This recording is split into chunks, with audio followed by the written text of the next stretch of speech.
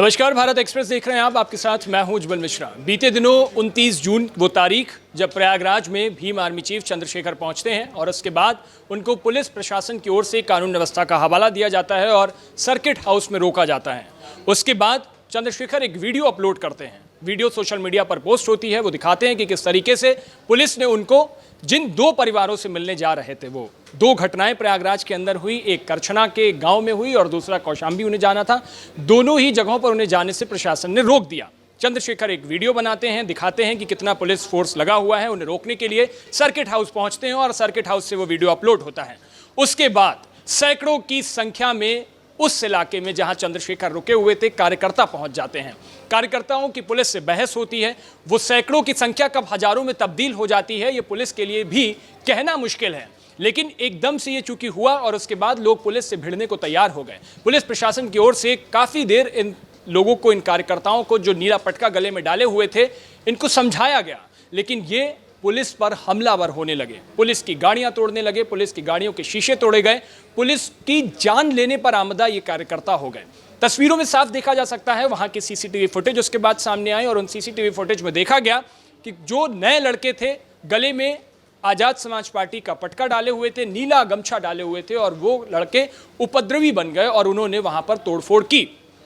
चंद्रशेखर वहां से निकलते हैं और उसके बाद पुलिस एक्शन लेती है और उन पर कार्रवाई करती है और तमाम जगह धरपकड़ का अभियान चलाया जाता है। सीसीटीवी फुटेज चेक किए जाते हैं। पुलिस की कई टीमें अलग अलग जगहों पर, इलाकों में जाकर के गश्त करती हैं और उन लोगों को जो उपद्रवी थे उनको पकड़ने की कोशिश करती है।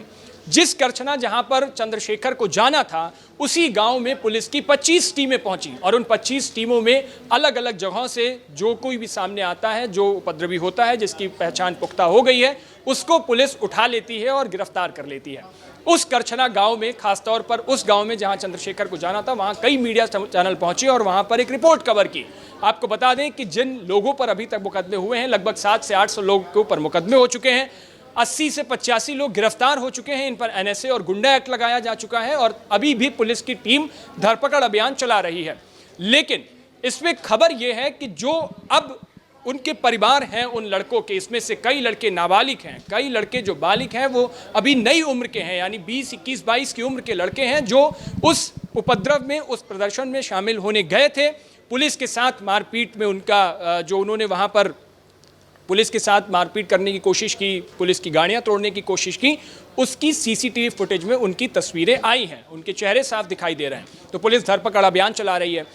उस गांव में, करछना गांव से एक मीडिया रिपोर्ट के मुताबिक जगहों पर अब घर में पुरुष नहीं रहते हैं, उस घर में महिलाएं हैं, क्योंकि पुलिस किसी भी वक्त जाती है, उनसे पूछताछ करती है और अगर कोई पुरुष मिलता है तो उसे उठा लेती है। अब उस गांव में इतनी दहशत है, उतने दहशतज़दा लोग हैं कि वहां पर पुरुष अब घर में नहीं रुक रहे हैं। लेकिन उसी बीच महिलाओं का बयान सामने आया है। एक मीडिया रिपोर्ट के मुताबिक महिलाएं कह रही हैं कि चंद्रशेखर ने पहले तो इन सब कार्यकर्ताओं को बुलाया, इन लड़कों को बुलाया, अब उनसे प्रदर्शन करवाया और अब जब पुलिस एक्शन ले रही है तो चंद्रशेखर ने पल्ला झाड़ लिया है। उन्होंने कहा है कि हमारे कार्यकर्ता ही नहीं है, ये उपद्रवी थे, ये प्रदर्शनकारी थे और इन पर पुलिस सख्ती से कार्रवाई करे।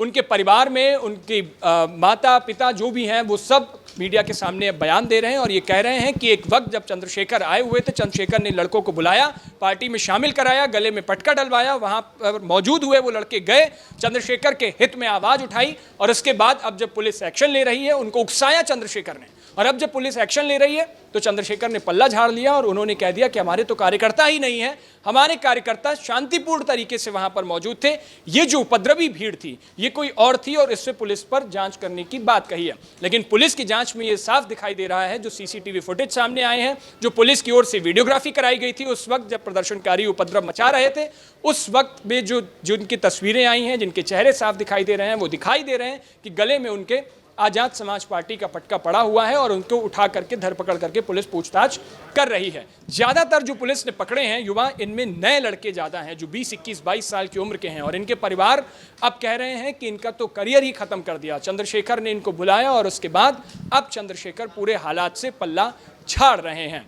दोनों पक्ष की बात है। चंद्रशेखर कह रहे हैं कि अगर कार्यकर्ताओं को बेवजह परेशान किया जाएगा तो वो लखनऊ घेराव करेंगे।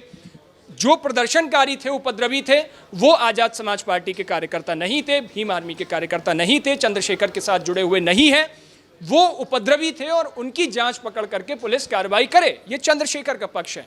लेकिन दूसरी तरफ जो लोग पकड़े गए हैं उनके परिवार वालों का तर्क ये है, उनका पक्ष ये है कि चंद्रशेखर के साथ हमारे बच्चे जुड़े हुए थे, उनकी पार्टी के कार्यकर्ता थे, उनके बुलाने पर वो वहाँ पहुँचे, उनके उकसाने पर प्रदर्शन किया और उसके बाद अब जब पुलिस की कार्रवाई हो रही है तो चंद्रशेखर ने पल्ला झाड़ लिया है। दोनों पक्षों के अपने अपने तर्क हैं और बीच में फंसे हुए ये नई उम्र की सियासत में फंस गए ये बच्चे हैं। अब ये देखना होगा कि आगे क्या कुछ हालात बनते हैं। लेकिन ये जो पूरी घटना सामने आ रही है इससे एक बात स्पष्ट है कि परिवार वाले अब दुख दर्द में हैं और चंद्रशेखर ने जिस तरीके से पल्ला झाड़ा है वो भी अपने आप में एक नई कहानी बयां कर रहा है। इस पूरे मुद्दे पर आपकी क्या राय है? अपनी राय हमें कमेंट बॉक्स में जरूर बताएं।